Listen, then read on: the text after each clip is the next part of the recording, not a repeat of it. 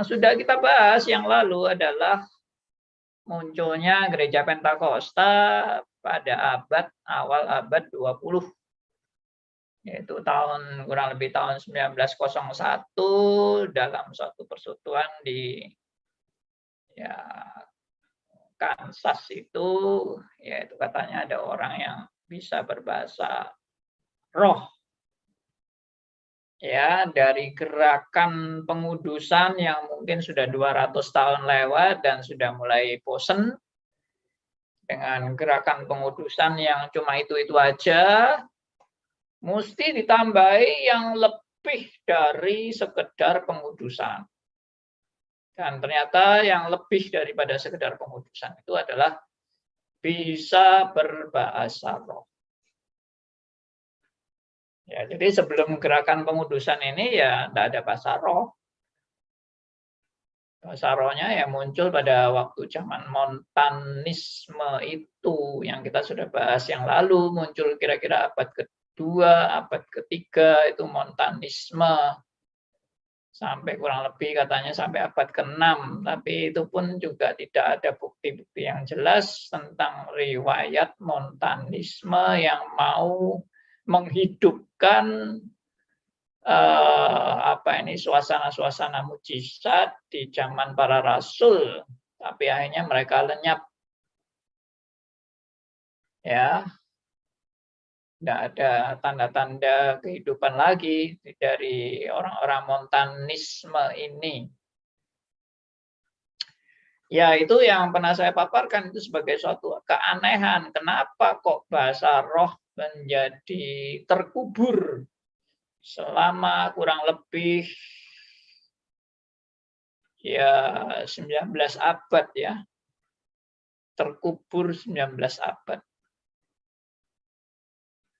Ya kalau mau dihitung sampai tahun 600 ya berarti 13 abad atau 14 abad. Kenapa kok bahasa rohnya terkubur? Dan kenapa baru muncul lagi setelah ribuan tahun itu? Bahasa rohnya baru muncul. Itu pun harus ditanyakan. Nah, kalau memang itu karunia penting, kenapa kok karunia penting bisa terkubur? Kalau itu karunia yang penting dalam kan pernah tertulis di Korintus kan, bahasa roh itu untuk diri sendiri, sedangkan karunia nubuat itu untuk orang lain atau untuk jemaat. Jadi orang kalau mau bertumbuh yang benar atau bertumbuh yang untuk pribadi itu harus bisa bahasa roh, karena bahasa roh itu untuk kepentingan diri sendiri. Ini kalau mau model penafsiran yang keliru ya. Itu sebetulnya penafsiran yang keliru, itu bukan penafsiran yang benar itu. Dikatakan bahasa roh itu untuk kepentingan diri sendiri itu bukan tafsiran yang benar, itu tafsirannya salah. Karena tidak ada karunia untuk kepentingan diri sendiri, itu tidak ada. Karunia itu selalu untuk orang lain. Tidak ada karunia egois, itu nggak ada. Ya. Pernah nggak dengar karunia egois? Inilah karunia egois. Karena karunia ini hanya untuk diri sendiri, tidak untuk orang lain. Ya enggak ada toh karunia egois. Mana ada? Mana ada karunia yang satu lebih berguna dari karunia yang lain. Karunia yang lain itu enggak berguna. Karunia yang penubuat lebih berguna daripada karunia bahasa roh. Nah, itu aja sudah aneh. Kenapa Paulus bilang ada karunia yang kurang berguna? Padahal dalam ilustrasi tubuh ada kaki, ada tangan, ada mata, ada hidung, ada telinga, dan ada organ-organ tubuh yang di dalam yang tidak kelihatan. Itu tidak boleh saling menghina itu anggota-anggota tubuh itu. Ya, aku lebih utama dari yang lain. Ya, aku lebih penting dari yang lain. Tidak boleh saling menghina gitu. Semua saling membutuhkan. Tapi ada yang memang cukup vital ya, anggota tubuh yang cukup vital seperti ini. Ya kalau kita lihat di dalam dunia kedokteran ya jantung itu kan cukup vital ya, jantung. Tapi bukan hanya jantung, yang namanya paru-paru ya vital dong. Orang kalau jantungnya sehat, paru-parunya rusak, ya sama aja mati juga, nggak ada paru-paru. Ginjal, ya jantung, paru-paru bagus semua, ginjalnya rusak, nggak berfungsi sama sekali, ya mati juga tanpa ginjal. Ya, pankreas, ya mati juga nggak ada pankreas.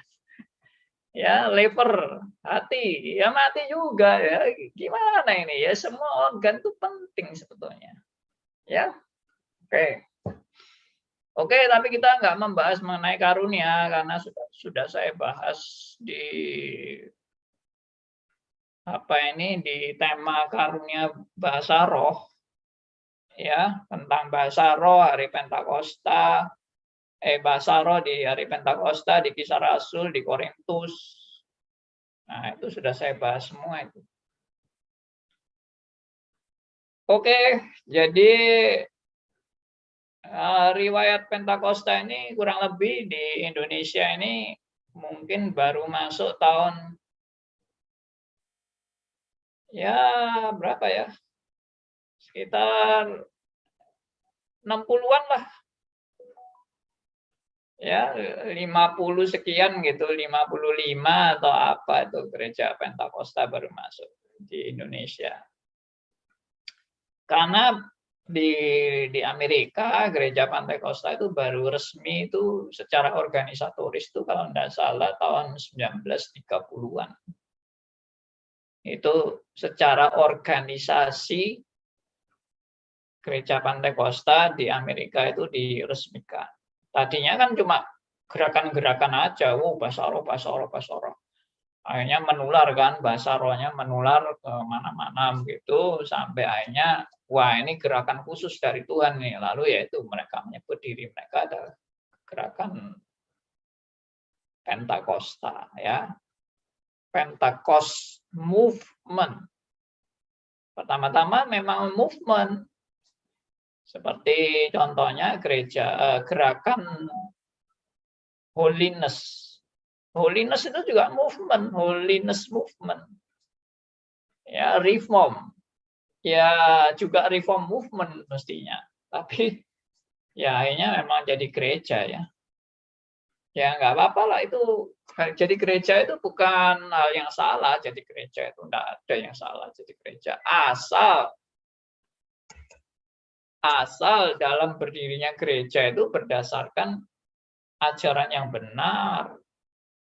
Nah, poinnya kan di situ. Berdirinya gereja itu berdasarkan ajaran yang benar. Jadi jangan lalu kalau mendirikan gereja, wah ini dosa ini mendirikan gereja.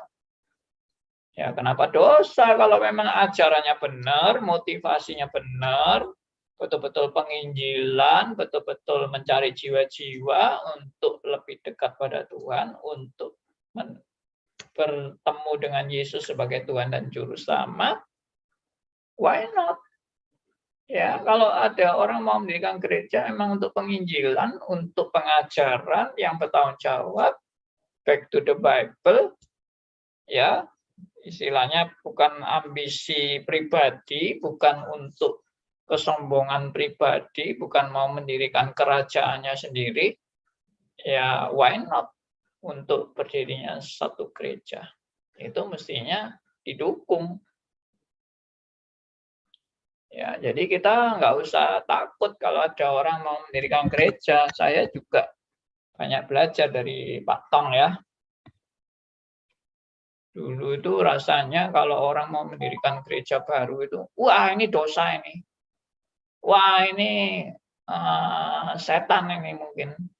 Ada gereja baru ini. Karena gereja saya yang lama itu yang benar. Jadi kalau ada gereja baru pasti ini setan ini.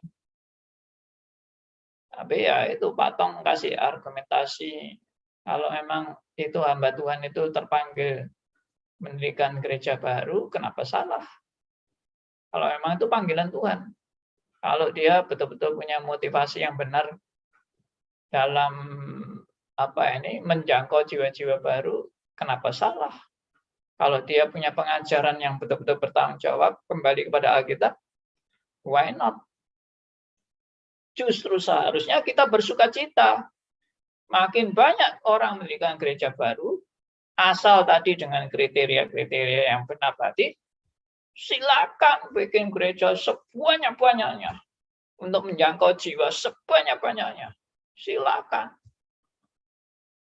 Ya, saya justru sedih kalau misalnya orang reform sendiri menghalang-halangi orang untuk mendirikan gereja baru. Karena itu sudah tidak sesuai dengan spiritnya Pak Tong sendiri. Pak Tong sendiri mendirikan gereja baru. Waktu Pak Tong mendirikan gereja baru juga dimaki-maki sama gereja-gereja yang sudah established. Waduh, ini Pak Tong ini berdosa ini mendirikan gereja baru. Ya, saya sendiri sebetulnya waktu itu juga nggak setuju Pak Tong mendirikan gereja baru.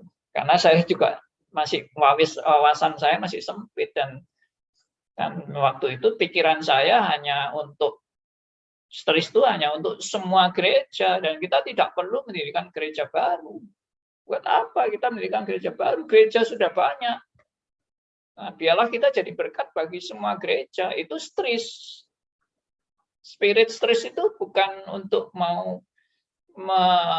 mendirikan stris lalu kita merebut jemaat orang lain untuk saya bikin gereja. Jadi stris jadi tempat wadah untuk mengelabui orang supaya keluar dari gerejanya dan mari kita mendirikan gereja reform. Enggak, bukan seperti itu, salah. Stris itu betul-betul supaya jadi berkat bagi semua gereja. Supaya Anda semua kembali ke gereja Anda masing-masing. Itu spirit stris. Ya. Tapi, ada tapinya. Kalau Anda kembali ke gereja Anda, lalu Anda diusir oleh gereja Anda karena sudah mengikuti stris dan Anda dianggap sesat dan membawa ajaran-ajaran yang dianggap menyimpang dari Alkitab dan pendetanya mengatakan, kalau Anda mau sekolah di stris, silakan tinggalkan gereja kami. Ya, kalau saya diusir gitu, ya mau apa lagi? Anda mau bertahan terus di sana, Anda dianggap pengacau. Karena membuat ajaran-ajaran yang berbeda dengan ajaran pendetanya. Ya, diusir kan, tidak boleh pelayanan. Ya, kamu lebih baik pindah saja. Kalau kamu bawa ajaran yang berbeda dengan kami, ya sudah, berapa banyak yang pindah. Ya, akhirnya ya kita kan tidak bisa membendung orang-orang yang akhirnya sadar lalu akhirnya mau jadi berkat bagi gerejanya, akhirnya ditolak, diusir, dan akhirnya mereka mau menjadi satu komunitas dengan reform. Ya masa kita juga ngusir dia, ya toh. Ada orang yang mau bergabung sama reform, jangan di sini. You lebih baik kembali ke gerejamu atau kalau diusir dari gerejamu ya cari gereja lain aja. Nggak usah bergabung dengan kami. Ya itu nggak bisa dihindari. Itu sudah yang namanya satu arus yang sudah seharusnya terjadi. Ya itulah. Jadi kalau ada orang-orang lain mendirikan gereja, misalnya dari stris juga, saya mengajar stris, lalu dari stris ini muncul hamba-hamba Tuhan yang merindukan untuk bikin gereja sendiri. Ya silakan. Nggak ada yang larang, nggak ada yang mengutuk. Ya, saya juga tidak pernah sejak saya mendengar uraian dari Pak Tong tentang spirit, siapa yang punya hak melarang hamba Tuhan mendirikan gereja. Itu bodoh itu. Hanya dari spirit itu ya saya nangkap ya. Saya betul-betul nangkap dan saya merubah pola berpikir saya tentang berdirinya gereja baru.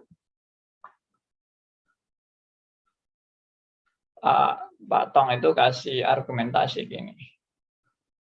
Ya ini maaf, saya mungkin menyinggung agama lain, tapi saya tidak mau sebut nama agamanya. Jadi misalnya gini ya, orang Kristen melihat orang lain mendirikan tempat ibadah agamanya. Ya, tempat ibadah yang baru lah dari agamanya itu. Dia dirikan tempat ibadah yang baru. Orang Kristen kalau melihat itu sih tenang-tenang aja.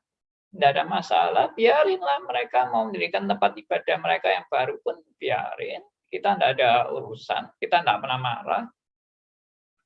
Tapi lucunya kalau orang Kristen melihat sesama orang Kristen mendirikan gereja baru, langsung marah. Nah, itu memang ironis. Kenapa kalau ada orang agama lain mendirikan tempat ibadah mereka yang baru atau mendirikan ya pokoknya tempat ibadah lah yang baru itu kita nggak gubris. Tapi kalau ada sesama orang Kristen atau sesama hamba Tuhan yang mendirikan gereja baru, langsung marah. Ya, pertanyaannya kan, loh kenapa marah? Mestinya kamu senang. Kalau kamu melihat sesama hamba Tuhan mendirikan gereja baru di tempat yang baru, ya untuk menjangkau jiwa-jiwa baru, loh mestinya senang dong. Kenapa kau tambah sedih? Ya itu yang aneh. Ada tempat ibadah baru dengan nanti dapat jiwa-jiwa baru, malah tambah dibenci dan tidak disukai. Seharusnya didukung. Didukung karena apa? Ya, wah ini lahan untuk menjangkau jiwa-jiwa baru lagi. Wah, harusnya bersyukur dong. Tapi memang ada alasan sih, orang-orang yang benci itu ada alasan.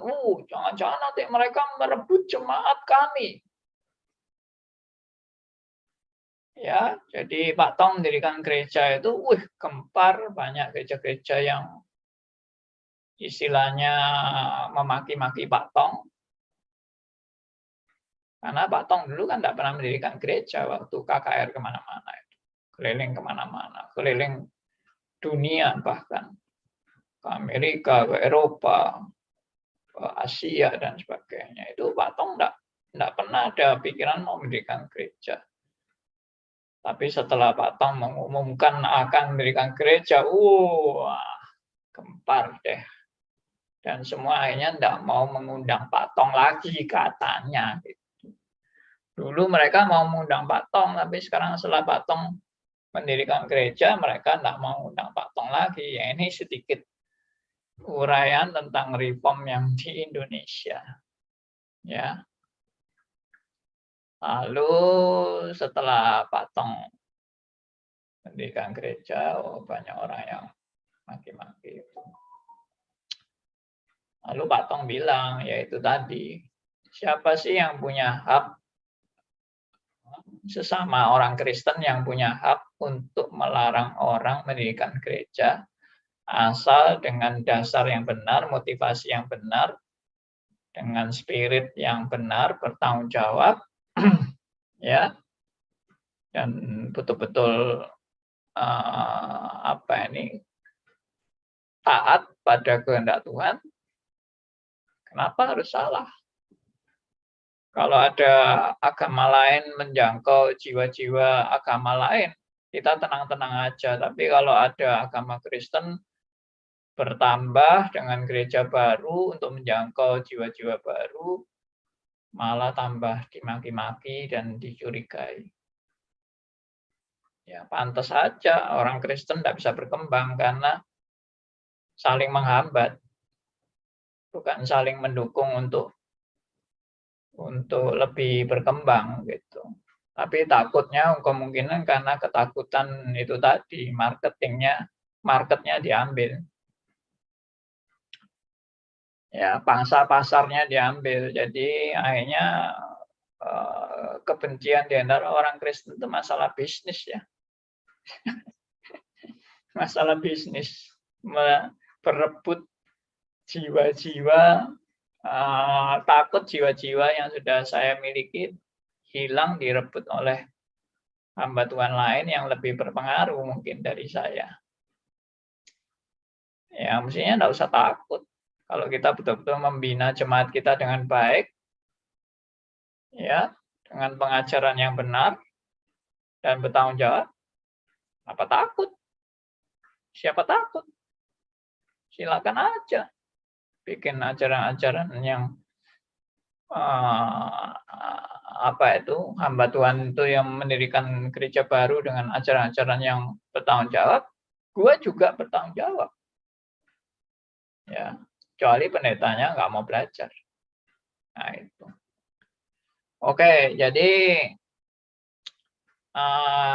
diakui memang gereja Pantai Kosta itu gereja yang perkembangannya amat sangat cepat. Ya, amat sangat cepat. Karena mereka bisa apa ya? Bisa melayani sesuai dengan konteks kebutuhan masyarakat. Ya, saya juga belum mengadakan penelitian secara benar sih, tapi sampai masyarakat menengah tingkat bawah itu begitu banyak yang dijangkau dan terus terang saja reform sangat sedikit menjangkau kalangan menengah ke bawah sampai ke desa-desa, pelosok-pelosok, harus diakui reform nggak punya potensi sampai menjangkau ke desa-desa itu. Harus diakui. Jangan, reform yang paling hebat, reform yang paling unggul, wah menjangkau jiwa-jiwa seluruh jiwa di Indonesia, kita yang menjangkaunya sampai pelosok-pelosok, kita juga mampu menjangkau ya. Ya terus terang aja deh kita kalah kalau menjangkau itu masyarakat menengah ke bawah itu. Ya, nggak usah ditutup-tutupi buat apa? Itu memang kenyataan. Tapi ya itulah keunggulan mereka adalah memang bisa melayani sesuai dengan mungkin yang paling menjadi kebutuhan jiwa masyarakat menengah ke bawah itu ya. Makanya cocok. Ya nggak tahu lah. Saya juga nggak tahu apakah ini juga jalan Tuhan untuk membuka pintu menjangkau jiwa-jiwa yang belum bertobat, ya kan? Bisa juga. Cuma terus terang aja memang ajaran Pantai Kosta itu 95% mungkin atau lebih itu dipengaruhi ajaran Arminianisme. Ini juga tidak boleh disangkal. Ya, 95% lebih dari gereja Pantai Kosta dipengaruhi ajaran Arminianisme. Kenapa begitu? Ya rasanya memang itu yang paling cocok sih untuk yang tadi masyarakat seperti itu mungkin cocok gitu loh, secara logika juga cocok, secara ya apalah gitu.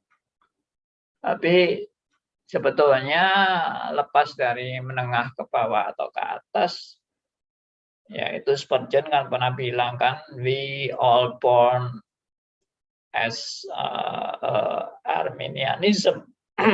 Kita semua lahir sebagai orang-orang yang Arminian. Karena Arminian itu logikanya itu logika natural secara umum. Jadi orang kalau jadi Arminian itu tidak ada kesulitan. Misalnya kamu bisa selamat karena kamu taat dengan perintah Tuhan. Ya itu kan pandangan umum yang wajar kan. Tapi kalau ajaran reform kan, kamu tidak mungkin selamat karena perbuatan baikmu. Mana mungkin itu? Nah, kalau kita berbuat dosa terus, apa kita tetap selamat? Nah, kan selalu begitu pertanyaannya. Jadi reform ini yang bikin aneh gitu loh. Kalau Arminian kan wajar. Oh ya, kalau kamu nggak taat, kamu ya nggak selamat. Kalau kamu taat, ya selamat. Wajar kan itu. Suatu yang nggak usah aneh-aneh, berpikir aneh-aneh, nggak usah. Karena itu wajar. Ya, tapi kalau di reform, kamu selamat bukan karena perbuatan baik. Loh, bagaimana itu? Kok bisa diselamatkan karena tidak melalui perbuatan baik? Nah, itu aneh. Makanya, enggak masuk akal ini. Reform itu enggak masuk akal. Ya, apalagi mengenai tulip dan sebagainya. Herannya juga orang-orang yang ternyata yang bisa menerima tulip secara lengkap itu juga bukan orang-orang yang harus pandai sampai S3 baru bisa menerima tulip. Ternyata S3 pun ada yang nggak bisa terima tulip. Itu bagi saya juga aneh itu. Kenapa ya? Kok ada orang-orang yang secara kemampuan berpikir itu brilian sekali, tapi nggak mau terima tulip secara lengkap. Akhirnya menolak poin-poin tertentu dari tulip. Lalu bahkan kalau menerima tulip itu katanya bisa ini, katanya bisa fatalisme, katanya bisa universalisme. Waduh, sampai heran saya kenapa tulip bisa dipotong-potong dan disimpulkan secara ngawur gitu. Itu saya bilang itu fitnahan itu terhadap tulip itu. Fitnahan itu. Orang nggak paham tulip tapi berani mengartikan kelemahan-kelemahan tulip. Kamu itu nggak ngerti tulip kamu itu. Ya maaf ya, saya terang-terang bilang. Sesama orang reform pun ada yang nggak mau terima tulip secara lengkap. Saya hanya mau terima T-nya, tapi nggak mau terima U-nya. Aneh-aneh kok terima T, nggak mau terima U. Atau saya mau terima T dan U. L-nya saya nggak bisa terima. Aneh-aneh lagi ya toh. Ya itu.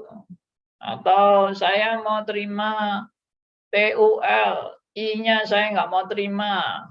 Waduh. Ya bagi saya ini orang-orang yang nggak ngerti tulip, maaf. Saya bukan keminter ya, merasa, saya yang terima tulip ini saya sudah paling ngerti dari semua yang nggak mau terima, nggak terima. Bukan, saya bukan mazhabin. Saya ini dulu juga orang goblok, maksudnya nggak ngerti apa-apa tentang tulip saya ini. Saya ini benar-benar nggak ngerti apa-apa. Saya benar-benar nggak ngerti reform pun nggak ngerti. Calvinis nggak ngerti. Apa predestinasi nggak ngerti. Semua nggak ngerti. Istilahnya nol putul saya itu. Ya, bahasa Surabayanya nol putul. Belas-belasan nggak ngerti. Ya. Itu. Ya, itu saya dulu. Ya, jadi kalau saya bisa ngerti sekarang, waduh, benar-benar Tuhan tuh merubah pola berpikir saya dari nol putul tadi itu sampai diperlengkapi sampai bisa menerima tulip 100% tanpa syarat dan tanpa meragukan satu poin dari tulip itu sendiri. Nggak ada ragu-ragu sama sekali. Dan saya berani berbantah dengan orang-orang yang nggak terima entah poin L-nya, entah poin I-nya, entah poin U-nya. Ya, apalagi poin T-nya. Wah, tambah kacau deh. Nggak mau terima T. Yaitu Arminian pasti nggak mau terima T kalau Arminian. Ya, saudara-saudara yang masih ragu-ragu terhadap tulip, ya ikuti pelajaran Arminianism vs Calvinism, atau juga ikuti pelajaran mengenai predestinasi, double atau single, ya. Semua itu sudah membahas itu, sudah nggak perlu ada yang diragukan lagi.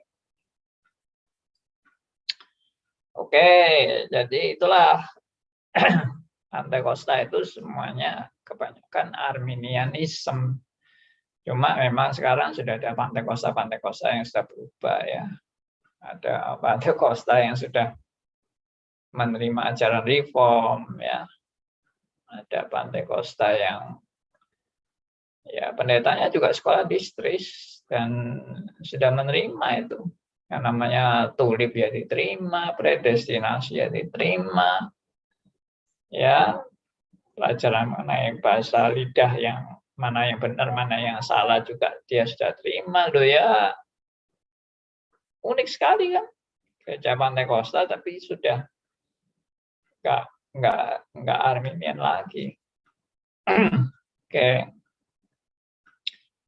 Nah, akhirnya yang namanya Pentecost movement ini akhirnya menjadi gereja juga, akhirnya menjadi gereja Pantekosta. Dan gereja Pantekosta sekarang juga, wah sudah variasinya begitu banyak sekali gereja Pantekosta ini dan sejarahnya juga macam-macam. Sehingga kalau saya membahas satu persatu riwayatnya Pantekosta ini Anda habis-habis, bisa waktunya panjang sekali membahas riwayat Pantekosta ini. Ya, tapi alirannya ya pasti banyak itu. Pantekosta itu banyak juga. Ya, saling terpisah-pisah juga Pantekosta itu ya. Ada gereja kalau di Surabaya kan GPPS. Lalu ada gereja Bethel Tabernakel, ada gereja Bethel Injili, ada gereja Bethel Injili Sepenuh, ya, ada sepenuhnya juga ya GPIS. Lalu ada gereja Pantekosta di Indonesia GPDI ya. Wah, macam-macam lah sudah ya.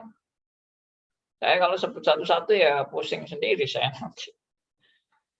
Jadi aliran Pantekosta juga banyak sekali. Banyak. Nah, inilah yang mungkin juga bisa menjadi tertawaan bagi induk daripada gereja-gereja Protestan ini, yaitu induknya gereja Katolik. Dan mereka juga tertawa, mereka bilang kamu itu mau mendirikan yang benar ya. Hai orang-orang Protestan, kamu ini mau mendirikan katanya gereja yang benar, yang betul-betul kembali kepada Alkitab. Tapi kenyataannya kamu sekarang sendiri sudah kacau balau. Ya kan? Hai orang-orang Protestan ini, sadarlah bahwa kamu itu sudah kacau balau. Ya, kamu saling terpecah belah, kamu gontok-gontokan sendiri, kamu saling bertolak belakang, saling bertentangan, kontradiksi, ya toh? Ya, itulah akibat pemberontakanmu. Dan Katolik tetap tenang-tenang, gerejanya cuma satu, dan tidak usah terpecah belah ya, karena semua harus dari atas ke bawah, jangan dari bawah ke atas, nanti jadi kacau balau. Nah, kacau balaunya bagaimana? Ya sudah ada contohnya kacau balau, ya kekristenan ini sendirilah, ya sudah saling merasa semuanya belajar dari Tuhan. Semua pendeta bilang, saya dapat dari Tuhan. Saya belajar langsung dari Tuhan. Tapi hasil belajar langsung dari Tuhan, hasilnya adalah A, B, C, D, E, F, G, A, I, sampai Z. Ya, lebih dari Z. Ya, karena jumlah gereja juga sudah 300 lebih denominasi gereja. Nah, itu sudah benar-benar tidak lagi terkontrol. Tidak lagi terkontrol. Ya, inilah yang tadi saya sebut dengan mungkin jadi bahan tertawaan, sinis dari gereja induk, yaitu gereja Katolik. Ya, inilah akibat dosa pemberontakan terhadap gereja induk. Sekarang ngerasain lu, gerejamu saling kalang kabut, saling kontok-kontokan, saling merasa diri yang paling benar, dan tidak ada lagi aturan yang jelas. Siapa aturan yang jelas? Ya, ini juga harus diakui. Siapa gereja yang mengatur gereja lain? Hah? Siapa yang mengatur? Siapa yang memberikan larangan? Kamu tidak boleh yang ini ya, ajaran ini kamu tidak boleh ya, ajaran ini boleh. Mana yang boleh, yang mana yang tidak boleh. Kamu sudah sesat ya ajaranmu ya. Tidak ada yang bisa melarang, karena semua bilang, loh saya dapat langsung dari Tuhan nih. Kalau semua langsung dapat langsung dari Tuhan, apa kamu berhak melarang? Ya nggak ada hak toh melarang. Ya, siapa yang bisa melarang harus yang di atas Tuhan. Nah, Tuhan aja nggak melarang kok. Tuhan aja merestui gereja kami, kamu kok mau melarang? Apa kamu lebih dari Tuhan? Tidak berani kan akhirnya. Ya sudah, biarkan kami berdiri. Karena kami langsung dapat instruksi dari Tuhan untuk mendirikan gereja baru. Ya, jadi kalau semua orang mau bikin gereja baru berdasarkan ajarannya sendiri, kebenarannya sendiri, doktrin-doktrinnya sendiri, ya kan? Ya mau jadi apa gereja itu? Hanya jadi gereja restoran. Pernah tahu gereja restoran? Ya, gereja restoran itu ya kalau kamu misalnya pergi restoran ya, Pujasera gitu, restoran Pujasera.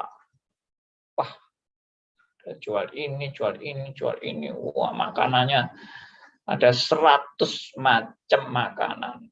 Wah, tiap-tiap restoran atau tiap-tiap kios restoran itu selalu nawar-nawari kita kan, ayo mau makan apa, ini kami sedia ini. Wah, semua pelayannya teriak-teriak semua nawari kita, tinggal kita mau pilih yang mana gitu loh, restoran yang mana yang kita suka gitu kan. Nah, gereja itu dianggap seperti restoran itu yang bisa milih-milih, sesukamu lah kamu mau restoran mana. Jadi gereja itu terserah selera Anda. Ya itulah yang analisa seorang teman yang saya pernah bilang, ngomong sama saya, wah Allah itu hebat ya, marketing yang paling berhasil. Karena semua selera dari manusia itu semuanya tersedia dalam beraneka ragam 1001 macam gereja yang ada di dunia. Tuhan bisa buat itu sebagai marketing untuk melayani kebutuhan manusia yang 1001 macam kebutuhan dan 1001 macam selera. Hebat ya Tuhan itu ya, bisa bikin selera-selera. Kalau ada yang seleranya bakso, ya makan bakso. Seleranya rujak, makan rujak. Seleranya ikan bakar, ikan bakar. Ya itulah gereja. Itu namanya gereja restoran dengan segala seleranya silahkan dinikmati gereja itu, dinikmati. Karena gereja itu ya mirip restoran itu. Ya, bagi saya itu memang kelihatannya ilustrasinya kelihatannya bagus ya. Gereja restoran itu ilustrasinya bagus, tapi sebetulnya itu pelecehan. Loh, kok bisa Pak pelecehan? Iyalah, apa gereja itu memang restoran. Lalu pendetanya berdiri di muka gerejanya masing-masing. Ayo, ayo, ayo, siapa mau ke gerejaku, gerejaku, gerejaku, gerejaku yang paling enak, ya, gerejaku yang paling menghibur kamu. Silakan masuk, dinikmati gereja kami. Pendetanya teriak-teriak gitu. Lalu jemaat yang jalan-jalan di depan, wah mau masuk gereja ini atau masih ragu-ragu, Kak, gua keliling-keliling dulu deh. Ya, cari mana gereja yang lebih mantap. Gitu. Ya itulah keadaan sekarang, saudara. Ya, Anda setuju nggak setuju dengan kata-kata saya ini, tapi kenyataannya memang faktanya itu sudah seperti itu. Keadaan masing-masing gereja itu seperti itu. Ya, semua teriak-teriak untuk masuk gereja saya. Gereja saya aja, gereja saya aja. Ya, gitu. Atau seperti kondektur bus itu. Ayo, ayo, ayo, ayo, surga, surga, surga. Siapa mau ikut ke surga? Ayo naik bis kami, ya. Tujuan surga. Nah, seperti itulah. Mungkin ada orang yang nggak suka dengar ilustrasi-ilustrasi saya ini, tapi sebetulnya itulah kenyataannya. Ya, ada yang bilang, wah Bapak ini menghina ya, menghina pendeta-pendeta ya. Loh, saya enggak menghina, saya sendiri ini pendeta. Cuma saya itu bicara realita. Realitanya ini kan kita sekarang saling berebut jemaat. Ya toh, jemaat A pindah ke gereja B, gereja B pindah ke gereja C pindah ke gereja D. Karena untuk ini memenuhi selera. Saya kepingin selera saya bisa dipenuhi gitu. Jadi ya pindah-pindah kemana-mana. Ya itulah faktanya. Akhirnya seperti yang tadi saya bilang, akhirnya Pantai Kosta pun akhirnya milik gereja. Dan sudah terjadi puluhan tahun. Dan ini yang terpendek saya kira muncul gerakan yang lebih baru lagi. Ya, Gereja Pantai Kosta kan tadi diresmikan kurang lebih kalau dimulainya 1901 ya, masuk Indonesia ini tahun 50-an gitu. Masuk Indonesianya. Lalu berkembang ya kan. Lalu tiba-tiba tahun 70-an ya. Tahun 70-an antara 67 tahun 70 itu muncullah yang namanya karismatik. Nah, kenapa namanya karismatik? Ya, dari namanya sendiri, karisma itu kan karisma.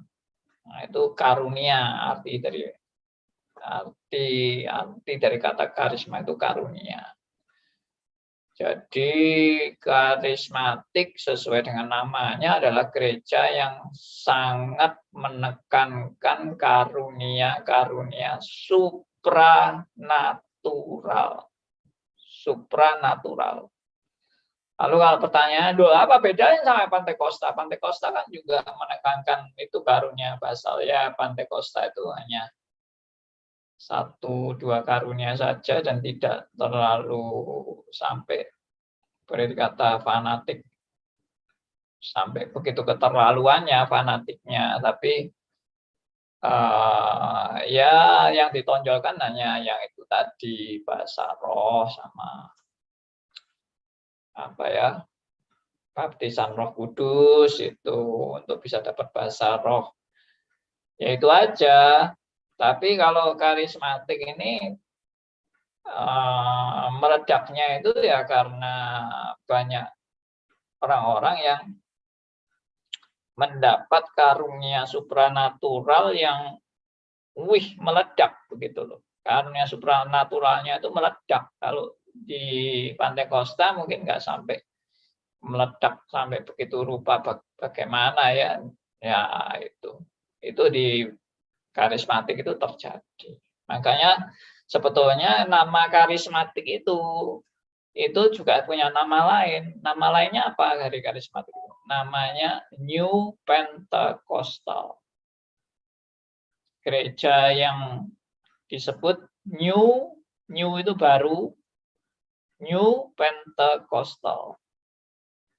Artinya Pantai Kosta yang baru. Kenapa Pantai Kosta yang baru? Karena Pantai Kosta yang lama ini sudah mentradisi, sudah puluhan tahun itu mereka mentradisi dan mereka akhirnya jadi gereja yang rutinitas kembali. Nah, perlu diketahui bahwa gereja Pantai Kosta itu gereja yang awal mulanya dalam gerakan mereka itu mereka sangat menekankan yang tanda petik yang suatu kebebasan menjalankan ibadah. Ya. Dalam pimpinan Roh Kudus tidak usah menuruti aturan-aturan liturgi yang kaku. Kita tidak mengikuti aturan-aturan liturgi yang kaku. Kita bebas. Roh Kudus memberikan kebebasan. Ya, wah seperti musiknya bebas. Ya, atau wah kalau gereja yang establis kan ada namanya votum, salam pembukaan, ya toh. Kemudian ada satu apa itu ya pengakuan gitu ya, ada pengakuan dosa begitu. Lalu ada apalagi pengakuan iman rasuli, ada yang namanya doa Bapa Kami. Jadi kaku deh nyanyinya itu juga nyanyinya serius ya, nyanyinya itu serius, nyanyinya apa ini lagu-lagu klasik ya, ngantuk deh kalau pakai yang kayak gitu tuh ngantuk. Tapi kalau Pantai Kosta wah ya, zaman saya bertobat tuh sebenarnya zaman karismatik meledak-ledaknya dan ya itu lagu-lagunya betul-betul menekankan kebebasan yang betul-betul merdeka lah. Mereka bilang kita merdeka, kita tidak diikat oleh aturan-aturan gereja. Nah, kenapa ada New Pentecostal? Karena gereja Pantai Kosta itu akhirnya yang tadinya hanya movement sekarang menjadi gereja yang akhirnya ya mengikuti aturan-aturan lagi dengan batasan-batasan lagi. Tadinya mereka kan nggak mau dibatasi. Kita tidak mau membatasi Roh Kudus. Ya, Roh Kudus itu bebas, tidak terikat kepada tradisi-tradisi gereja. Ya. Akhirnya jadi gereja, akhirnya mentradisi. Akhirnya ada aturan-aturan ibadah, urutan-urutan ibadah. Ya sudah dianggap gereja Pantai Kosta pun sudah tidak lagi menekankan karunia Roh Kudus yang bebas itu. Makanya perlu New Pentecostal. Akhirnya muncullah gelombang baru yang dahsyat ya, yang kembali mengumandangkan kebebasan. Roh Kudus bekerja dengan luar biasa. Nah, itulah yang terjadi. Jadi sudah, lagu-lagunya tambah hebat-hebat karismatik ini. Loncat-loncat, ya teriak-teriak. Sukacita dalam Tuhan. Ya, selain itu, wah karunia-karunianya lebih dahsyat karunia-karunianya. Wah, ada penumpangan tangan, geblak, ya sampai teriak-teriak, wah kejang-kejang, ya lalu nubuatan-nubuatan, ya penglihatan-penglihatan, kesembuhan, ya wah macam-macam deh. Sampai ada yang tumpah-tumpah, ya itu tumpahin tangan, bertobat, tumpah-tumpah, wah nggak tahu itu isi perutnya yang penuh dengan dosa, keluar semua dosanya lewat mulutnya itu, wah keluar, bahkan ada yang keluar benda-benda yang aneh-aneh seperti paku apa keluar, rambut-rambut bisa keluar dari mulut. Ini katanya dosa-dosa yang disimpan di perut dikeluarkan semua dosanya. Nah, itu yang terjadi. Lalu banyak yang menekankan kesembuhan, ya, kesembuhan. Lalu rebah, ya, ngeblak-ngeblak itu. Wah, banyak sekali. Dan tokoh-tokoh muncul ya, tokoh-tokoh yang suka ngeblakan orang ini, bermunculan, rebah-rebah semua. Tumpahin tangan rebah, tumpahin tangan rebah. Ya, lalu mulai penglihatan-penglihatan. Aku dapat penglihatan. Wah, lalu mulai meramal. Juga ada yang meramal kedatangan Tuhan Yesus kedua kali, ya, beberapa kali sampai juga ada yang gagal dan sebagainya. Ya itulah New Pentecostal.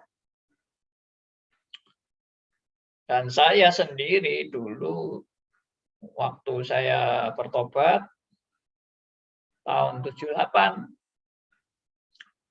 itu lagi meledak-ledaknya karismatik. Tahun 78 saya bertobat itu. Tapi saya bukan dilayani oleh orang karismatik. Saya bertobatnya sama sekali bukan karena orang karismatik. Saya bertobatnya ini dilayani secara pribadi dan tidak ada ajaran teriak-teriak atau karunia-karunia apa, ngeblak-ngeblak dan sebagainya, bahasa apa. Saya nggak diajari itu waktu saya bertobat. Tapi setelah saya bertobat, saya masuk pada ajaran karismatik. Dan saya yaitu diajari yang tadi itu, yang spektakuler-spektakuler itu. Dan ya sudah perkembangannya sudah makin lama makin tanda petik makin dahsyat, makanya ada yang katanya dibawa ke surga berapa kali, ke tingkat berapa dari surga, ada yang dibawa ke neraka, ya, ada yang bernubuat istrinya akan mati tanggal sekian, bulan sekian, ya tahun sekian, jam sekian, semuanya lengkap, istrinya akan mati. Ya, macam-macam lah, ada juga pernikahan secara roh gitu ya. Katanya hamba Tuhannya menikah secara roh, padahal masing-masing sudah punya istri, punya suami. Tapi mereka menikah secara roh, jadi ya enggak apa-apa, wong itu hanya secara roh aja kok. Bukan secara fisik ya. Itu dapat aneh-aneh lah. Seperti itu. Lalu tokoh-tokoh yang paling terkenal misalnya Benny Hinn, ya toh, ya macam-macam lah, ya nggak usah saya sebut lah. Itu Benny Hinn itu yang paling terkenal kan. Ya banyak yang lainnya juga terkenal. Ya itu semua rata-rata sudah karismatik semua. Kalau saya dulu kan pendeta saya enggak sampai sehebat itu terkenalnya, tapi juga cukup terkenal pendeta yang saya sangat kagumi di karismatik itu waktu itu. Ya, beliau sudah meninggal. Oke, saya sampai di sini aja menjelaskan tentang karismatik. Jadi boleh dikata sudah tuntas penjelasan saya ini. Jadi kalau begitu kesimpulannya apa nanti?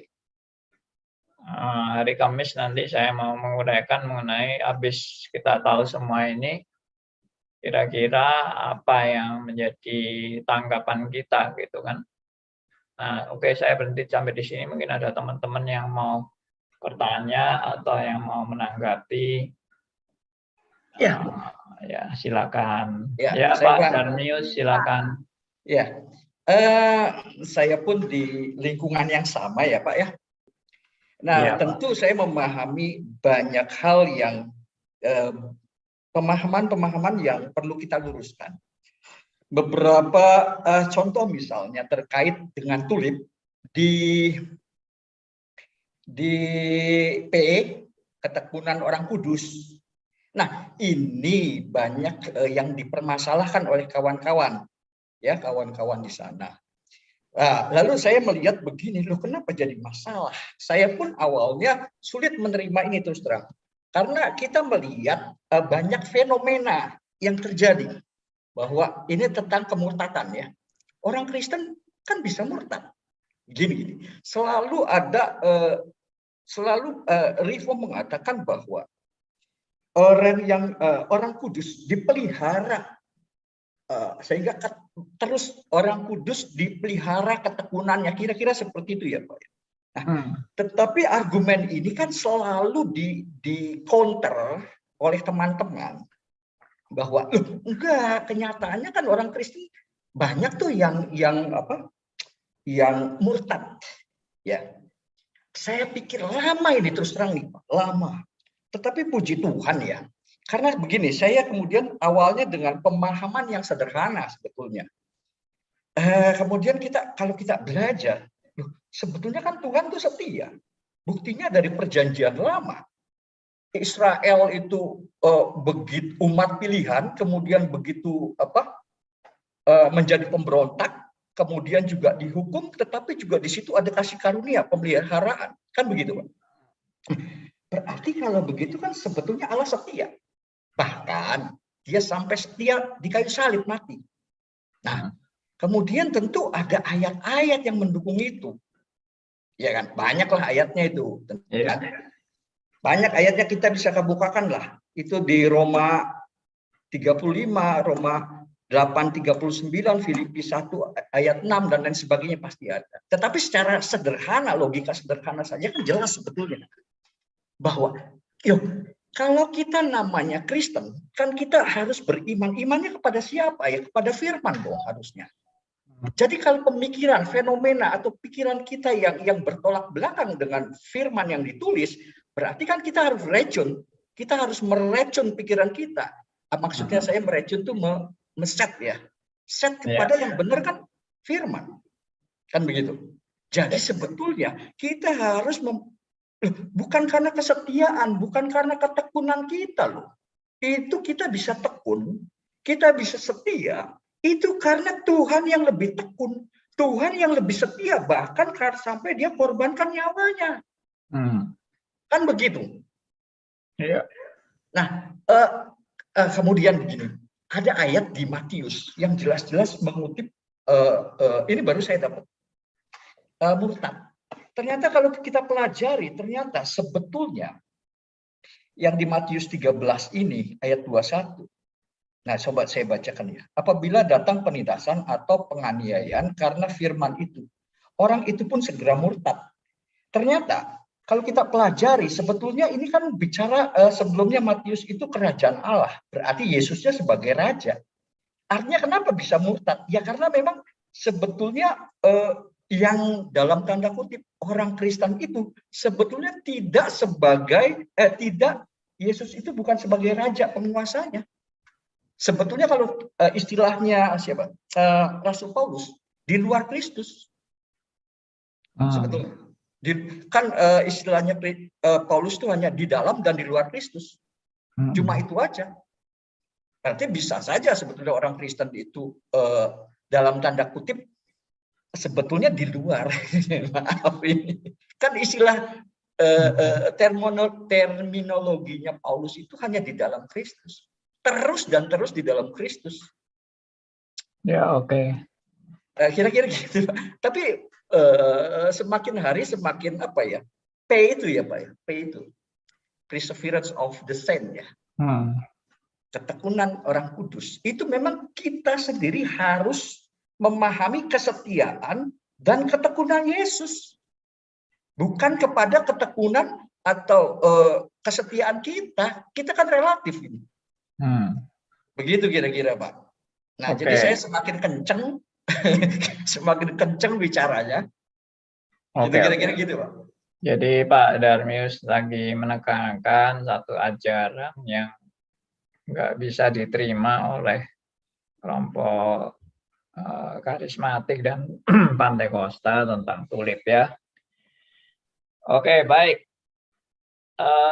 Ada lain teman yang mau kasih tanggapan? Malam Pak Andi. Silakan Bapak Liman. Yang Pak Andi bilang tuh memang kenyataan, Pak, bukan cuma apa ya ngomong, memang kenyataannya gitu memang ya. Orang karismatik Pentakosta dia membuka itu berdasarkan pemasaran, Pak. Jadi segmennya dia itu bukan lagi kebenaran sebetulnya. Itu satu pemasaran cara memasarkan seperti supaya ya kayak perusahaan gitu, Pak. Kan yang saya alami sendiri, kan saya banyak berkumpul dengan orang karismatik, Pak. Yang mungkin pernah saya saksikan, Pak, dulu. Sudah Pak, belum, Pak ya? Belum, Pak ya? Apa ya, tentang apa? Saya lihat di gereja ini ada segmennya sendiri. Oh iya, benar. Benar, Pak, itu ya. Seperti kasus Kelenteng itu, Pak. Saya kan orang Kelenteng, Pak. Jadi Kelenteng itu mempunyai satu segmen dewe-dewe, Pak. Kenjeran itu cari jodoh, Tuban tuh cari rezeki, Gunung Kawi cari rezeki, Jombang cari. Jadi dia mempunyai satu pemasaran sendiri. Jadi orang nujunya tuh kayak dokter spesialis itu, Pak. Pakai tulang begitu, dokter tulang, pakai sehal gitu, dokter itu memang terjadi sungguh, Pak, emang. Betul, bukan isapan jempol yang Pak Andi bilang itu, sehingga ya jemaahnya makin tambah, tambahnya tuh muter aja, Pak. Jadi muter aja. Memang tambah, orang-orang banyak seneng memang kesembuhan, tapi muter aja. Itu yang bisa saya pastikan, Pak Andi, kalau sudah saya pernah omongkan ya itu keadaan seperti itu. Iya. Memangnya nggak bisa ngomong, memang nggak bisa diapa-apa, memang ya kayak gitu model, Pak. Mereka berdasarkan pemasaran bukan berdasarkan kebenaran lagi, Pak. Itu maksud Pak Andi. Kalau saya pribadi sih, saya nggak mau hanya berfokus pada ini ya, pada yang namanya Pantekosta karismatik. Tapi kalau tadi berebut jemaat itu, saya kira di mana-mana sama-sama saling berebut jemaat. Biarpun yang Protestan juga rebutan jemaat juga. Ya toh, pendeta-pendeta Protestan juga saling iri dan saling nggak suka dengan kalau jemaatnya lari ke pendeta lain. Ya sama lah seperti contohnya Pak Tong mendirikan gereja ini kan, yang nggak suka kan bukan orang karismatik. Apa orang karismatik benci sama Pak Tong waktu Pak Tong mulai mendirikan gereja? Enggak, yang benci sama Pak Tong itu justru sesama ini yang spiritnya sama-sama Protestan, yang benci sama Pak Tong itu uniknya justru di situ. Ya maksud saya ngomong kayak gini ini kan, saya enggak mau hanya menyoroti gereja Pantekosta dan karismatik aja yang punya motivasi nggak beres. Maksudnya ya semua, kebanyakan kita ini kalau kita nggak waspada ya, kita ini hanya mau mendirikan kerajaan kita sendiri lah. Semua pendeta itu kepinginnya mendirikan kerajaannya sendiri, bukan kerajaan Allah. Itu yang tanpa disadari begitu. Nah itu yang saya mau tambahkan itu ya, kenapa Katolik tertawa-tawa. Karena katanya kan orang Protestan ini tidak mau mengakui paus, ya kan? Tapi ternyata gereja-gereja Protestan ini mendirikan pausnya sendiri-sendiri, paus-paus kecil di istananya sendiri-sendiri. Kalau mereka tidak mau mengakui istana Roma Vatikan ya toh. Ya, mereka tidak mau mengakui itu, tapi mereka punya istana sendiri. Di mana istananya? Ya, gerejanya sendirilah. Gerejanya sendiri itu yang jadi istananya. Dan mereka yang jadi paus. Di gerejanya masing-masing, itu yang jadi tertawaan. Ya, makanya kita itu mesti juga introspeksi diri. Saya mengangkat topik ini untuk kita semua introspeksi diri. Siapapun itu, baik yang ngaku reform, ngaku injili, ngaku pantai kosta, ngaku karismatik, mari kita berintrospeksi diri. Kita ini berjuang mendirikan kerajaan Allah atau kerajaan kita sendiri. Nah, itulah saya itu waktu membuka cabang di beberapa kota ya, sampai ada yang memberi gelar saya itu, Pak Andi Halim ini pencuri domba. Ya, maling. Pak Andi Halim ini maling karena suka nyuri domba. Lalu orang-orang yang datang ke apa ya, saya bukan cabang-cabang itu, yang mereka yang datang-datang itu, saya tanya, kamu memang merasa aku curi kamu ya? Hah? Aku yang masa-masa kamu untuk datang ke ini, ke cabang yang saya baru buka ini. Oh, enggak, mereka semua bilang apa? Ya kami yang mau datang sendiri, Pak. Kami tidak merasa kami dicuri. Kami tidak merasa Pak Andi juga membohongi kami. Kami cuma satu hal yang kami lihat, yaitu kebenaran yang diberitakan. Itu yang membuat kami tergerak. Itu aja. Nah, yang menuduh saya mencuri domba itu kan hamba-hamba Tuhannya. Jadi saya ini bukan dianggap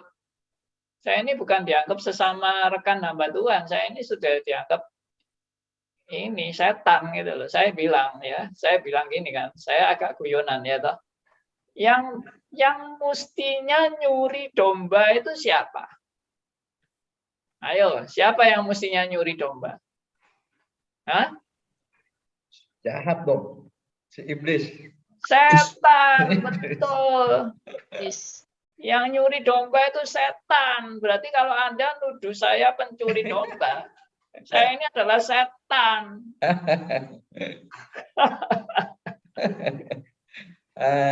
Gitu loh. Aduh, sudah. Jadi memang antara kita sendiri ini sudah saling menuduh, saling mencurigai dan sakit hati. Ya karena itu tadi loh, market saya diambil. Ya, apalagi kalau marketnya itu orang terkaya. Saya sakit hati banget deh kalau itu. Kalau orang miskin diambil, biarin aja. Wah, nggak terlalu gubris kalau orang miskin. Tapi kalau kelas kakap, maaf ya, betul-betul itu membuat sakit hati. Ya itulah keadaan masing-masing kita ini. Jadi memang dari satu sisi, apa yang saya sampaikan ini sebenarnya introspeksi kita semua ya. Oke, Pak Aryo mau bicara, silakan. Iya, zamannya Pak Tong mendirikan gereja, pada saat itu gereja karismatik lagi raja di raja. Yes. Sudah mendirikan gedung gereja terbesar di dunia nomor 2. Mungkin gitu ya, pokok besar sekali. Yeah.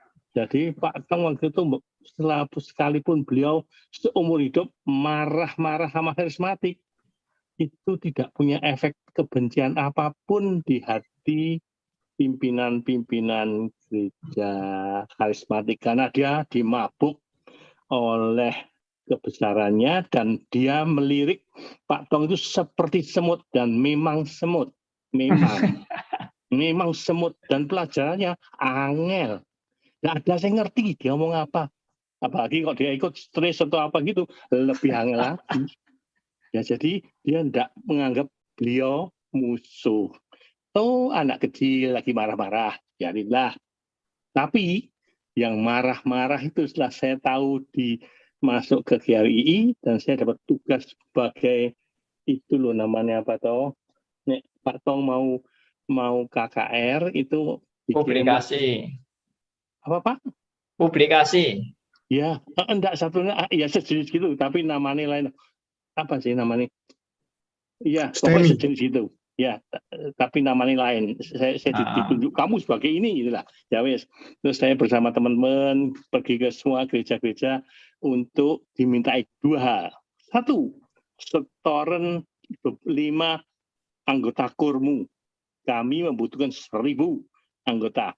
Untuk itu kami gereja kecil cuma bisa menyediakan ya 100 yang lain mungkin tidak bisa baik. Jadi minta masing-masing gereja minimal 5 lah penyanyi. 2, minta setoran itu apa namanya umatnya, tolong kiriman umatmu ke sana ke mendukung KKR kami, oke gitu. Siapa yang langsung menolak dengan halus karena sungkan? Gereja-gereja Tionghoa. Itu langsung, oh maaf, kami sudah ada rapat besar. Waktu itu nggak mungkin kami ikut dalam kegiatan itu sama sekali. Gitu. Jadi gereja-gereja karismatik tidak ada masalah. Waktu kami datang mereka tidak ada masalah. Apalagi yang datang saya, oh Pak Aryo, ada apa? Apa yang bisa saya bantu? Hoping. Saya minta ini sila, iya kami siap. Nah, wah, silakan. Karena kami berteman dengan semua mereka, teman baik. Ya, hoping Pak. Hoping. Dan sing minta ini bukan saingan banget, belas bukan saingan nih. Nah, sing satu disuruh pikul salib, yang satu dikasih prosperity gospel, tidak khawatir lah. Ya, mungkin hilang. Ya, gitu aja Pak. Humas ya Pak, Humas ya Pak. Oh ya, betul, Humas namanya. Oh ya, Iya, Humas. Ya, saya juga sama lah. Saya mengalami hal yang sama. Cuma saya bilang sama beberapa orang yang sampai benci, lalu sakit hati sama reform. Ya, saya bilang, sudahlah, gerejamu itu sudah besar. Gerejamu itu sudah ribuan orang. Ya toh. Lalu kalau kamu khawatir sakit hati sama reform itu enggak benar. Reform itu cuma berapa? Anggotanya berapa? Ya toh. Ya yang paling besar memang di Jakarta lah Pak Tong. Tapi yang lain ya kecil-kecil lah, percil lah. Dibandingkan jumlah gerejamu nggak ada apa-apa. Jadi nggak usah takut, nggak usah khawatir. Buat apa? Yang kamu perlu khawatirkan justru anggotamu banyak yang lari ke gereja, bukan reform. Gerejamu ya itu loh. Anggota gerejamu itu sudah lari ke gereja-gereja yang lebih menarik dari reform. Yang lebih spektakuler dan lebih hebat. Saya kira saudara sudah tahu maksud saya. Gereja apa yang paling menarik bagi jemaat Protestan ini? Ya sudah ngerti lah anak-anak mudanya lari kemana semua. Ya, nah itu yang justru yang perlu ditakuti kok malah gereja reform takuti. Gereja reform ini tidak ada apa-apanya. Ya itu aja, saya menghibur mereka kayak gitu. Dan kita nggak punya loh tujuan mau menarik anggota-anggota gerejamu ke tempat kami itu enggak ada, sama sekali enggak ada. Dan bahkan saya bisa buktikan di kelas-kelas TRIS. Kapan saya bilang sama murid-murid TRIS, ayo gerejamu tinggalkan saja. Masuk semua gereja reform, ayo. Siapa yang mau angkat tangan di sini? Yang pernah ikut kelas TRIS saya. Saya pernah nggak ngajak Anda keluar dari gereja Anda dan masuk gereja reform? Nggak ada. Karena saya konsisten. Di TRIS itu tujuannya memperlengkapi semua anggota gereja untuk kembali ke gerejanya masing-masing jadi berkat. Udah. Itu. Tapi kalau Anda misalnya ya itu tadi ada yang diusir, ada yang apa. lalu konflik sama pendetanya karena ajarannya dianggap menyesatkan, stris ini sesat apa segala macam, lalu akhirnya dia luntang-lantung nggak ada gerejanya, terus mau masuk reform, masa saya juga tolak dia? Ya enggak mungkin lah saya tolak. Kamu masuk reform silakan, tapi kamu harus bertanggung jawab ya. Masuk reformnya itu harus permisi sama gerejamu. Itu yang kita anjurkan selalu. Ya, jadi memang ini apa ya, isu-isu seperti ini memang peka ya di antara gereja. Tapi menurut saya kok belajar sesuatu ya. Sesuatu itu apa? Sesuatu itu termasuk kalau anggota gereja saya sendiri pindah ke gereja lain. Apakah saya harus sakit hati? Nah, ini yang saya belajar. Saya tidak perlu sakit hati kepada jemaat yang pindah ke gereja lain. Kalau saya tahu gereja lain itu adalah gereja yang sehat. Gereja yang lain itu adalah gereja yang juga mengajarkan kebenaran yang betul-betul kembali kepada Alkitab. Buat apa saya sakit hati? Justru kalau dia bisa bertumbuh, saya mestinya nggak boleh sakit hati. Kalau dia bisa bertumbuh di gereja lain, lebih bisa bertumbuh daripada di gereja saya harusnya bersyukur. Kenapa bersyukur? Karena saya nggak mampu mengembalakan jemaat saya, tapi ada gereja lain yang lebih mampu mengembalakan jemaat ini, dan dia lebih bisa bertumbuh. Kenapa kalau dia bisa lebih bertumbuh, saya sakit hati? Coba renungkan kata-kata saya. Kalau ada pendeta di sini yang suka marah-marah, jemaatnya diambil orang. Renungkan kata-kata saya ini. Kenapa kita harus sakit hati kalau jemaat kita bisa bertumbuh di tempat lain dengan makin sehat? Kecuali kalau dia pindah ke gereja yang tambah sesat, di situ saya sakit hati.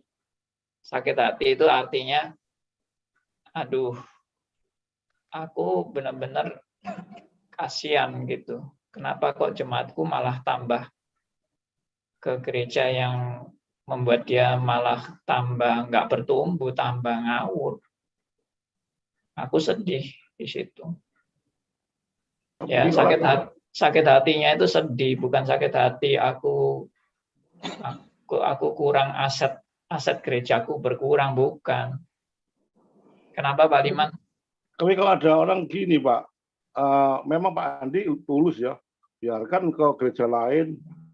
Dia ada satu pendeta yang jelas bicara sama saya, banyak jemaatnya lari kemana gitu, lebih tinggi pendetanya. Maka dia tuh terus sekolah Pak, sekolah lebih tinggi lagi. Saya tanya, lu kenapa kok sekolah lebih tinggi lagi?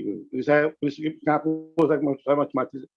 Pak Liman, supaya saya betul-betul mempunyai suatu power di sini katanya, punya suatu suatu brand, maksudnya supaya minimal S3 gitu. Jadi supaya jemaat-jemaat saya juga nanti di cover sama saya gitu. Jadi bukan Pak Andi murni Pak, tapi dia juga murni itu Pak, rasanya dia covernya ke situ. Apakah itu juga betul Pak, motivasi gitu Pak, supaya dia sekolah Pak Liman sayangnya banyak loh sekarang gereja, hati-hati kalau pendeta ada lebih unggul dari ada berita tertentu bisa lari semua jemaatnya. Itu yang saya alami Pak, yang saya alami sendiri. Apakah itu betul motivasinya gitu Pak? Ya, saya kan nggak tahu hati tiap orang, Pak.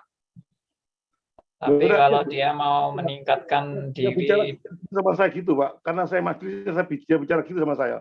Saya sekolah itu kan hanya perkataan dia, tapi hatinya yang sesungguhnya gimana kan kita nggak tahu. Tapi kalau poinnya adalah dia adalah pendeta yang mau maju dan mau tidak statis, itu ya bagus toh. Kalau dia mau memajukan diri supaya dia bisa menjadi berkat bagi jemaatnya dengan dia makin meningkatkan kemampuannya, jemaatnya makin diperlengkapi, itu ya sih bagus. Tapi kalau cuma gara-gara gelar lalu minta makin dihargai dan tidak mau kalah dengan orang lain, gelar itu tidak menjamin bahwa kita itu betul-betul lebih bermutu, lebih berkualitas, dan lebih bersungguh-sungguh dalam pelayanan. Itu tidak jaminan. Jadi yang saya pikir memang ada pendeta yang tidak mau belajar. Ya, bisanya cuma maki-maki orang kalau ajarannya berbeda dengan ajaran dia. Tapi dia tetap tidak mau belajar. Ya itu kan juga aneh juga pendeta seperti itu. Tapi kalau pendetanya mau belajar, ya bersyukurlah.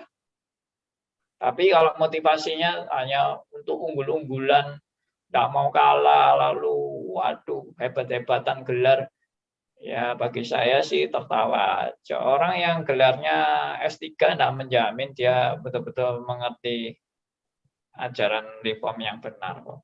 Benar tuh, banyak orang S3 tapi juga ngawur. Ya itu kita lihat di YouTube lah, orang-orang yang ngaku sudah punya S3 itu. Pengenalan akan reformnya bagaimana. Ya tetap amburadul kan. Pak Andi. Pak, Ya Pak Sugianto. Pak Andi, saya mau tahu. Pak Sugianto dulu ya. Pak, saya mau tahu kalau di reform itu, di GRI itu, misalnya bisa nggak ada persaingan di antara GRI sendiri, Pak? Ya sangat bisa lah Pak. Namanya manusia. Jadi nggak diatur ya Pak, dari pusat misalnya di Surabaya gitu, cuman ada boleh berapa cabang gitu.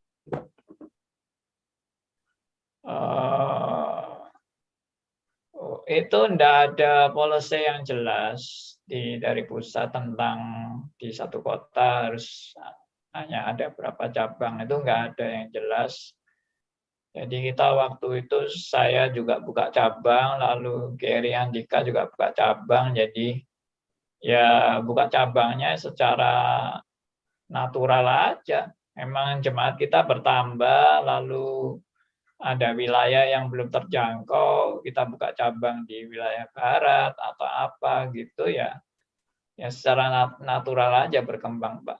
Tapi kalau seizin pusat ya Pak? Oh iya harus dong. Kalau seizin pusat itu sudah mutlak itu, tidak mungkin kita bikin cabang tanpa izin dari pusat, itu tidak mungkin. Ya kalau tidak ada izinnya ya tidak pernah diresmikan, Pak, berarti. Oke, Pak. Ya. Tapi kalau persaingan di antara hamba Tuhan ya pasti ada lah, namanya manusia kok. Ya kita kadang nggak ada yang nggak terima satu dengan yang lain, nggak terima juga ada. Saya nggak mau nutupi kenyataan bahwa memang ada seperti itu. Yang namanya manusia kok.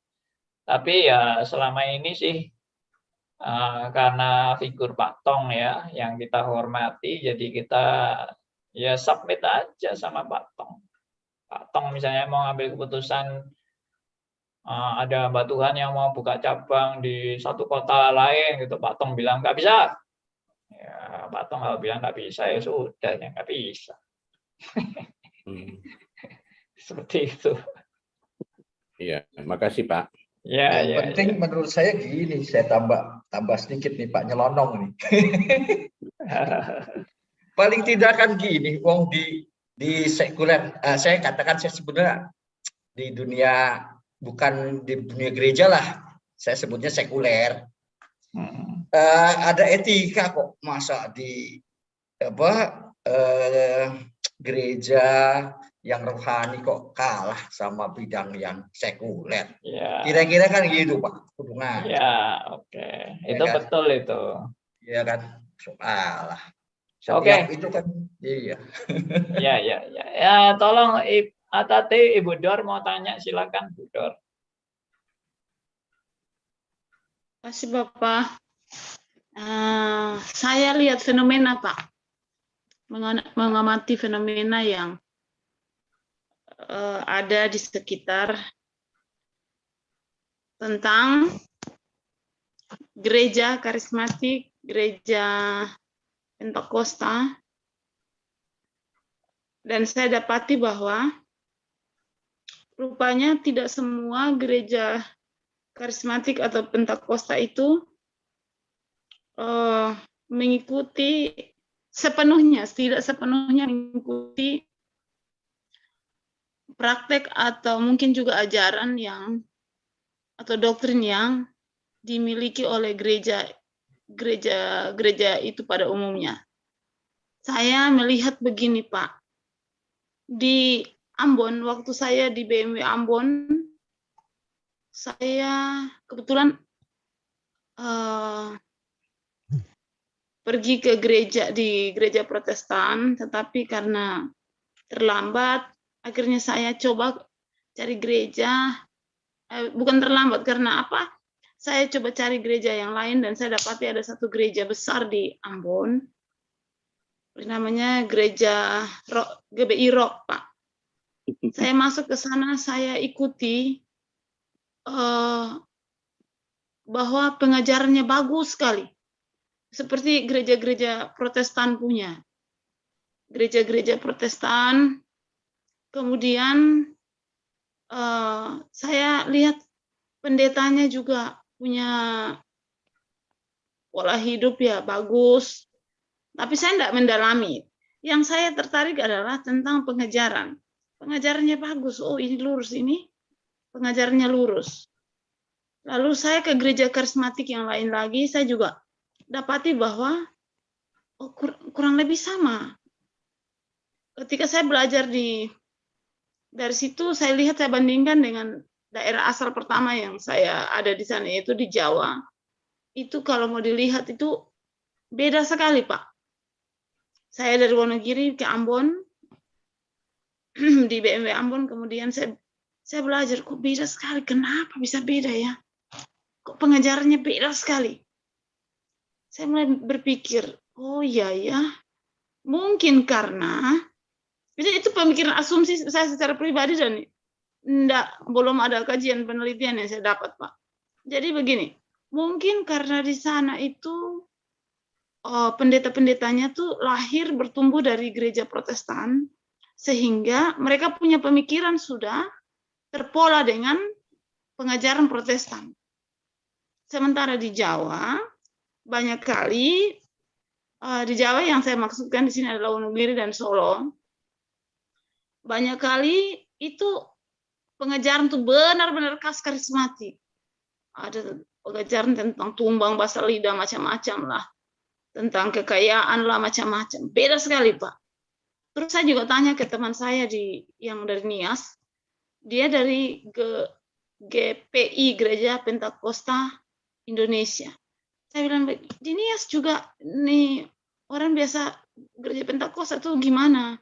Biasa seperti ini enggak? Enggak ada itu pengajaran itu seperti yang kita belajar.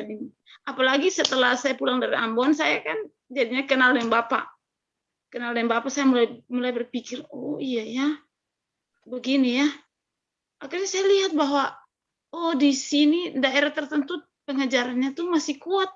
Seperti yang Protestan, ya Protestan paling rendah lah, Protestan, kemudian Reform yang sebentar saya pelajari ini, saya lihat kurang lebih sama, tapi di Jawa beda sekali. Jadi tadi ada kasus-kasus yang Bapak singgung, seperti nikah dalam roh tapi punya anak dalam daging, sama-sama sudah punya pasangan. Itu kan terjadi di daerah-daerah yang saya sebutkan. Kemudian tumbang-tumbang segala macam. Itu BMW pernah menerima orang dari mana itu, dari India datang terus seperti itu, saya itu kiriman dari yayasan bahwa ini ada hamba Tuhan. Itu saya lihat beda sekali, Pak. Jadi kesimpulan saya adalah karismatik Pentakosta ini pun mungkin mereka tidak mereka tidak memiliki satu doktrin yang lurus, maaf kalau bilang lurus, satu doktrin yang sama persis, Pak. Jadi ada yang pengajarannya itu kelihatan bagus, ada yang pengajarannya benar-benar tidak terkontrol dengan Alkitab. Bapak bisa memberikan pengarahan kepada pengertian atau asumsi saya ini. Terima kasih. Oke. Ya, ini karena waktu sudah jam 9 lebih 7 menit. Jadi saya singkat saja menyimpulkannya tadi yang dikatakan oleh Ibu Dor, bahwa memang ajaran karismatik itu nggak punya suatu pengajaran yang baku. Ini loh yang namanya karismatik. Doktrinnya dari 40 tahun yang lalu sampai sekarang, ya inilah doktrinnya karismatik, itu nggak ada seperti itu. Tapi kalau intinya mungkin ada ya. Mereka memang selalu penekanannya kalau gereja Pantai Kosta kan dari peristiwa Pantai Kosta. Namanya aja Pantai Kosta ya, berarti dari peristiwa Pantai Kosta itu yang dijadikan acuan untuk gerejanya ini punya dasar-dasar pengajaran yang menjadi pegangan bagi mereka, yaitu dari peristiwa Pantai Kosta itu. Nah, kalau karismatik memang selalu yang diutamakan itu adalah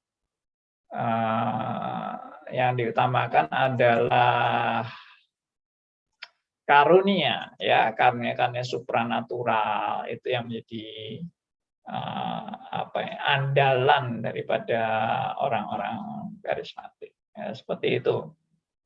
Ya, jadi ini tolong ya mic-nya komputer Stris ini tolong di mute, feedback terus suaranya. Halo host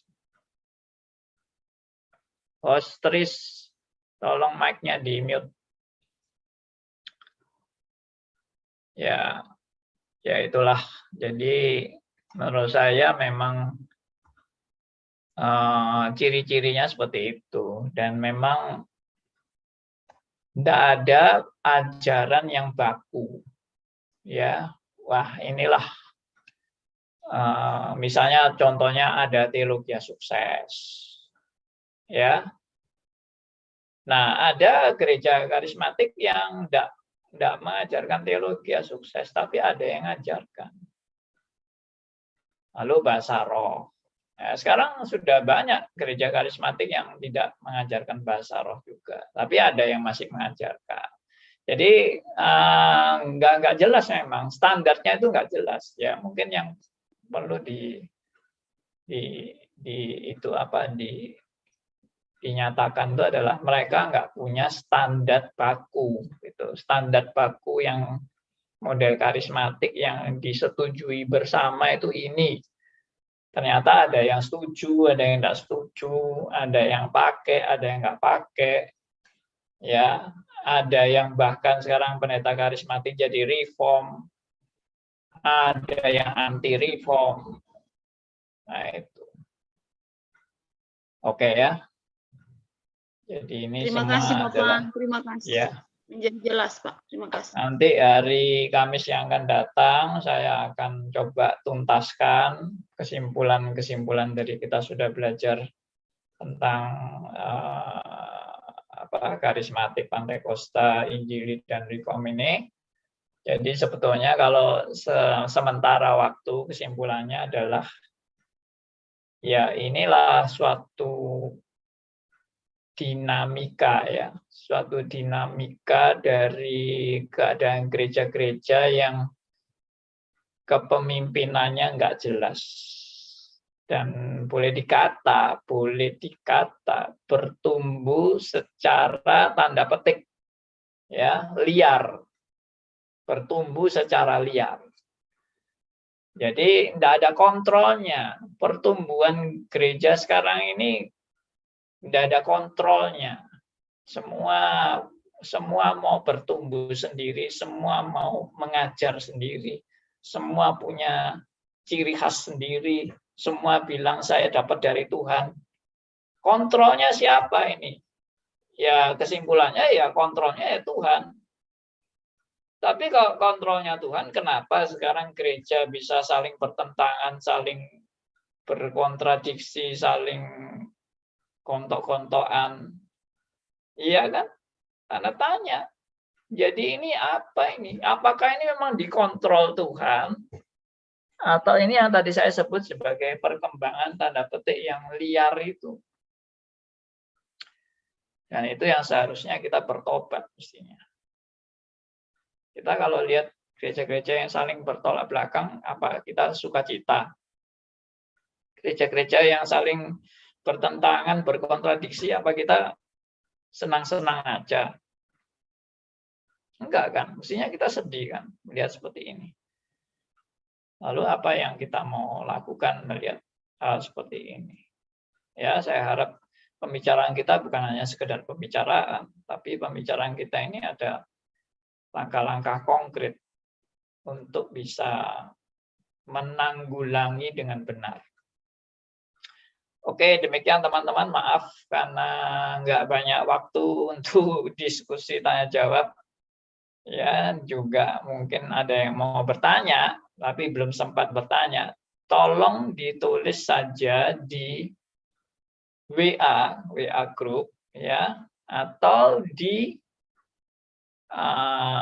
kolom dari chat di Zoom ini. Anda bisa tulis pertanyaan Anda. Nanti kan terekam kan, pertanyaan Anda itu terekam dan akan dijawab pada kesempatan yang akan datang. Kalau saudara ingat pertanyaan Anda yang akan diajukan nanti hari Kamis, Anda silahkan menampilkan atau menyatakan pertanyaan Anda. Oke, demikian teman-teman. Kita akan tutup acara kita dengan berdoa bersama dan kita mohon pimpinan Tuhan untuk kita bersyukur atas seluruh acara kita dari awal sampai akhir. Baik, saya minta yang berdoa adalah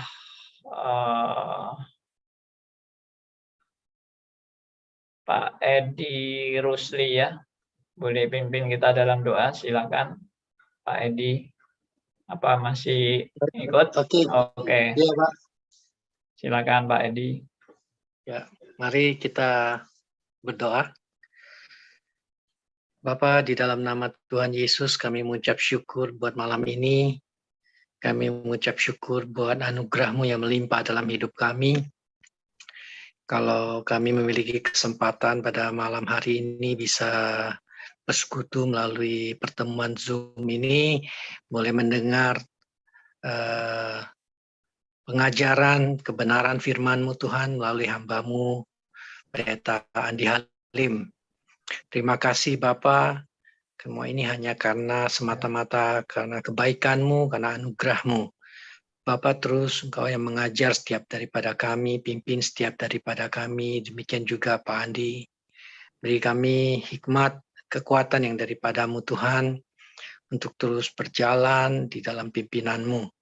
Tuhan, biarlah Engkau sendiri Tuhan yang meneguhkan, menguatkan, dan memperlengkapi kami sesuai dengan kehendak dan rencana-Mu yang indah bagi hidup kami. Terus dewasakan kami di dalam Engkau Tuhan, di dalam pengenalan akan Engkau, di dalam kebenaran firman-Mu yang memerdekakan hidup kami hari lepas hari. Semakin teguh di dalam kebenaran firman-Mu saja. Terima kasih Tuhan Yesus, terpujilah nama-Mu. Dalam nama Tuhan Yesus kami berdoa. Amin.